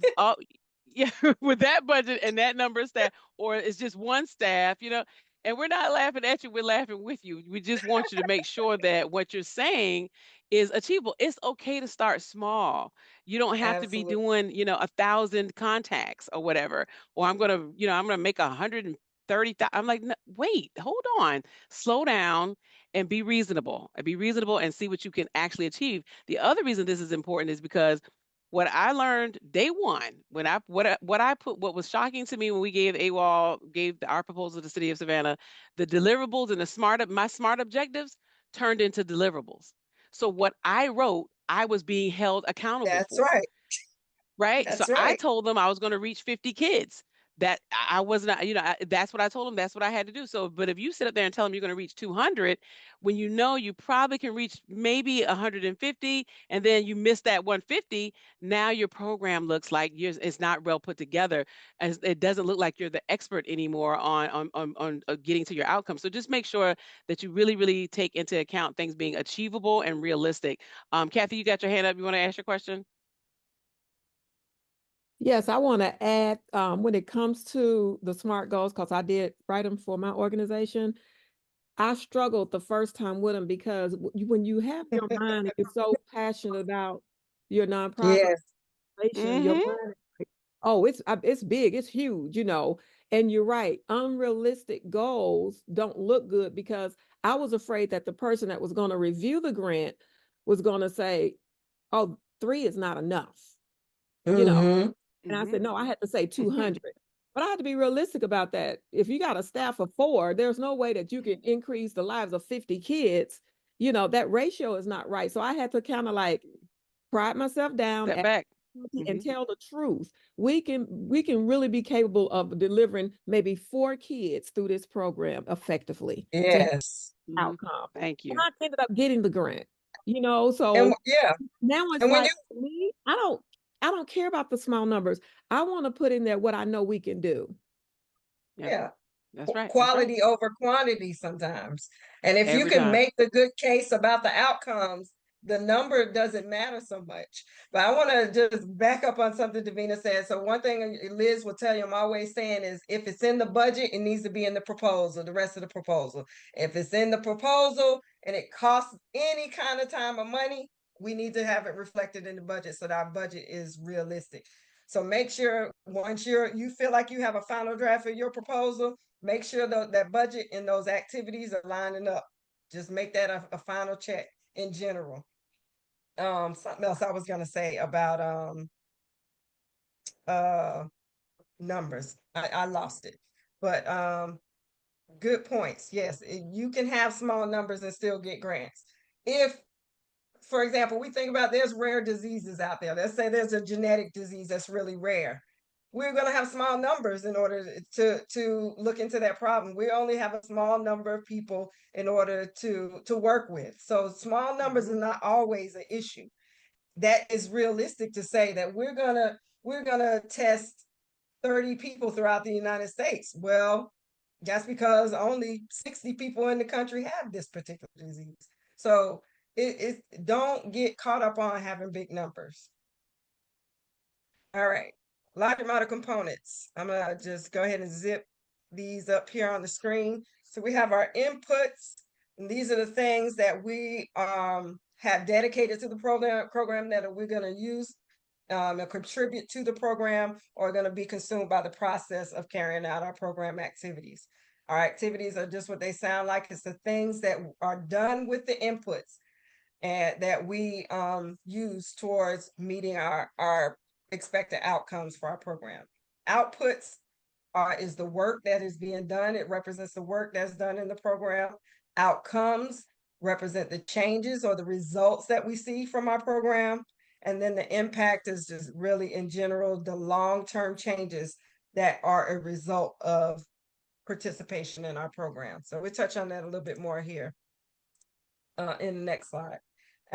Assumptions are sometimes included in logic models and external factors are sometimes included. So assumptions is what it sounds like. It's kind of your theory on what the problem is and why this will work. That's what your assumptions are. External factors are things that are outside of your control and even outside of your program, outside of your organization, or even your community that can affect your program. Something, an easy external factor to be considered is policy, laws. They have nothing to do with your day-to-day. They don't have an influence on your day-to-day, but they may have an influence on this particular program and outcomes or the activities that we can implement because of the law or a policy about this particular topic. So that's an example of an external factor. And I want to jump back to outputs and outcomes. Outputs, just think of numbers. Outputs are generally numbers. They are the quantitative information about your programs. And then the outcomes are the qualitative components, and they represent the impact of the work that has been done. So again, this is just another way to kind of distinguish them. Outputs are generally attached to a number. Outcomes are generally tied to impact or outcomes in the overall long term of the program. All right, so we get to do one little short activity. So I want y'all to tell me which is which. Is it an output or is it an output or an outcome? So an increase in knowledge, is that an output or an outcome? Think numbers. Outcome. Somebody said output. It's an outcome. That would be an outcome. Sounds like outcomes. Yep. So it's a change in the circumstance. They've increased their knowledge. So it can be measured with numbers. It's not that they can't be measured with numbers, but in general, the type of component is an outcome because it is a change in the circumstances. All right. I done gave y'all two answers. Educational sessions conducted. Educational sessions conducted. Output or outcome? That's an output, right? Change in behavior. Outcome. Nice. People served. Output. All right. Yeah. Pamphlets distributed. Output. Good. And an improvement in health. Outcome. Y'all got it. Y'all on the roll. Nailed it. My star students. All right. Simple logic model. If we say, let's say we have a headache, that's our problem or our unaddressed need. Our input for that to solve that problem would be to find us some pills, some Advil, some Tylenol, whatever we take for VC for our headaches. That's going to be our input towards solving the problem. Then what do we have to? We have to have some outputs by taking some number of pills, right? We're going to take 2 pills, for example. Those are our outputs. And the outcomes is the change in circumstances. We've gone from having a headache to not having a headache. So this is a very simplified version of a logic model using an everyday example. Does anybody have any questions about this? Because we're going to look at a more complex one next. Okay. All right, this is one I think I got this from a government website. So really quickly, our problem is listed here. We have seen an increase in head injuries in youth. And then we have our assumptions or our theory here. If families are provided with helmets and education on the issue, then more children will wear their helmets while they're riding bikes. So that's our assumption, is that if we provide these helmets and then find a way to get these helmets into more parents' hands, then we will reduce head injuries. So we have our inputs, which is our resources. We have a grant that's going to buy helmets. We have community partners. We have staff that are going to distribute these helmets. And we have a program that we've put together to help parents get these helmets at a low cost. And we have our activities. So notice we're going to take our inputs and use them to conduct our activities. So now we have helmets, we have to distribute them, for example. Then we have our outputs, which is the total number of helmets distributed, how many schools we targeted or partnered with, and how many people signed up for a free or low-cost helmet. That leads us to more short-term, mid-term, and long-term outcomes. Mid-term outcomes are sometimes just called intermediate. But notice the flow. One step complements the next. We use our inputs to conduct our activities. Our activities lead to our outputs. Our outputs affect change over time. And that long-term outcomes are our impact. Some pitfalls of logic models: it's being too vague or too detailed. It's possible you can do both. Make sure you have the right amount of information in your logic model. Make sure you're connecting the dots. Have that natural flow from your activities to your outcomes. And make sure you're considering any assumptions or external factors that may have an effect on the success of your program. All right, and that leads us, we can, if you all want to take the time, we can do this, put this logic model together, or if you're ready to go, we can call it quits. Well, I told everybody that if you need to step out, we know we're a little bit over, probably be on here probably at least another maybe 10 minutes or so. And because it is being recorded, and if you want to stay, but feel free to do so. Okay. So do you want me to move ahead, or did you have something else you need to cover? Kathy said, I'm staying. Were we going to put it together, or you want me to get, or we could show more examples and have them actually do this on their own? You said you had a link to this where they could do it on their own? Yeah. Mm-hmm. Okay. Yep. I think we should challenge the group. And I think the reason I'm going to challenge this group is I don't know if they're in the room, but definitely Bridgewater. I want to give a shout out to Bridgewater Assisted Living. They finished their logic model back in December, y'all. They did a whole logic model for a summer program, and they did it on their own just with the book that's already provided to you inside your resource manual. And basically they did it and they sent it to me, and I met with them and reviewed it, which that's what this program is going to be. Like I said, me and both Renisha, I know my firm, I offer this as a service. I can put your logic model together for you, of course, in collaboration with you. But in this program, this is kind of you working. We're guiding you in how to do it and get it done on your own, which honestly is a much better way to do it because you understand it better when you get your elbows dirty and you kind of get into the mechanics of doing it. So what I want to do is leave off tonight with giving you guys a little bit of homework, and that is to get started on this. Start working on it and giving you until we don't meet again until the 12th of February. So you have until then to at least get a first draft or some semblance of it up. And don't put a lot of pressure on yourself to finish the whole thing. But if you can at least get, in my estimation, getting the problem statement done, because you've already gone over that extensively. We've there's other modules in there that talk about problem statement. You've got in your module how to do goal statements. Rationales and assumptions is also in the book. Coming up with your resources, that's not a very hard thing to do. And at least come up with your activity groups. I think that if you can get about halfway through your logic model before mid-February, we'll be in a good place to help you start putting the rest of the wheels on the bus and making sure that it looks good. And the reason I don't want you to finish it out is because the one thing about a logic model, if one thing in that thing is wrong or off in the activities Yes. or someplace back behind it, it will mess up all of the outcomes going further. So that's why I said, if you guys could, and I'll send this assignment to you guys via email and give you all the tools that you need to do that and give you all the links to point to that. And Ronisha will also send along a link for you to kind of get in there and do one of these on your own. But because this truly is really, you just need to get in there and start doing it and work on it. And it should not. Can you sit down and do a logic model by yourself? I can, but I've been doing it for years. I also went my Right. training for logic model was with the Morehouse School of Medicine, so I can.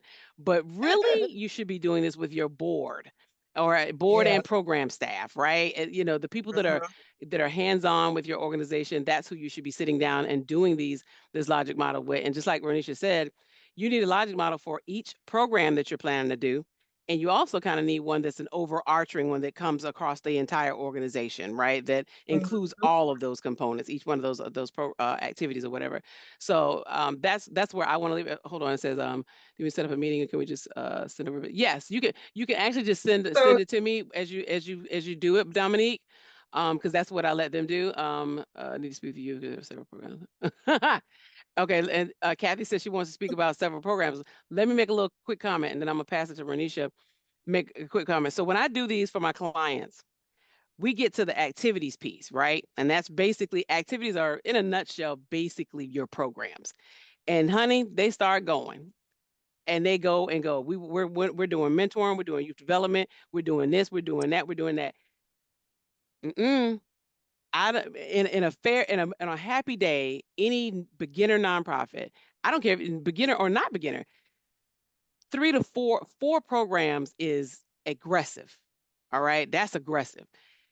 2 to 3 is good. Okay, 2 to 3 programs, 2 to 3 solid programs, 2 to 3 solid activities. Because for every one of those activities you put up there, you have to have, guess what? Measured outputs. Now we're clocking numbers on youth. We're clocking numbers. Some people say, I'm doing seniors, I'm doing youth, I'm doing, workforce development with the seniors and with the youth and I'm going, no, we're going to do a few things well, folks. At least to start out. I'm not, Be the expert in one, yeah, then move to exactly. to 2 or Exactly. 3. So Kathy, yes, Kathy, we can get on a call. So yeah, if y'all want to email me directly afterwards, definitely do that. Y'all received you're going to get your action plans in the next 2 weeks, excuse me, in the next week because it's almost the end of the month. And I have already sent out a form for how you're going to go about accessing time with Ronisha, time with Jeray, time with Nikisha. Basically, you'll have there's a form for you to request that time. You'll probably meet initially with me and Tony just so we can make sure that you actually do need to kind of go into the expert area. But definitely, we will be scheduling you to have time and one-on-one face-to-faces. And Ronisha will definitely be helping me with all these logic models. I'm not going to be looking at all of them. Yeah, I was just going to say I have my contact information up here. Please feel free to go ahead and follow me on social media. Follow Yes, us on please social do. media, but also make sure you're using whatever prescribed plan there is in place through social architects to reach out to us for any additional help. So whatever that process is, that's what we're gonna follow. So make sure you're checking with Davina for those details. Yes, and I will get with everybody. Y'all you should get a summary of everything here. Thanks for everybody for attending. I know this one was we went in on this one, but it's to me, I wanted it that way. This is very, very, very, very important, and I think it just as much as the finances are important, this is the other side of that. This is the other weighted side of that, is making sure that your programs are done, they're evidence-based, backed up in research, and done with fidelity. That is important to both me and Amen. Renisha. Yeah, that's what Yeah. we've been doing for years. It started out on CDC grants, and we just wanted to continue that way. Tony, did Yeah. you have anything for the group to wrap up? We're about to head out. No, I just appreciate Miss Renisha, you did a phenomenal job. And Scott, I give you Thank my you. word, brother. I'm sitting here looking at the schedule now. I'm gonna make sure I send you a calendar invite. I love Scott, amazing energy, CT, amazing energy, Mike, amazing energy. Thank y'all. And I Yes, guess we'll see him in March, right? this was Yes. great. Yeah, we'll see him in February virtually. That we'll see you. Our next face-to-face is in March, so when we come back to Charlotte. Okay. So So once yeah, again, they get to listen to me again in February. Yes. great, great. So the executive coaching thing, we did have a few more people who just called, and trust me, there's no wrong or right question. You know what I mean? We're here Yeah. to help. So if you've kind of been reluctant on that, you can ask some of your peers how that's been going, and that seems to be doing really well. So if you want to factor that in or consider it, you have our information to reach out to us beyond these Yeah, y'all presentations. can call or text me or Tony anytime. We're making ourselves for this program extremely open and available. And I think you can ask some of your peers. I mean, we've talked to people at night, we've talked to people whenever their schedule combines. And there is, like Tony says, there is no silly question. There is nothing that we don't want to answer. And there's typically nothing that we haven't been through. I believe it. Yeah, we've been Well, through it all. I done seen it all. it was great presenting for you all tonight, y'all. Thank you for your comments and questions. That's really helpful to me. So I really appreciate your participation. I'm looking forward to talking to everybody next month about evaluation, another one of my favorite topics. And I think we're gonna have Liz present some portion of that presentation as well. So you'll get to get a taste of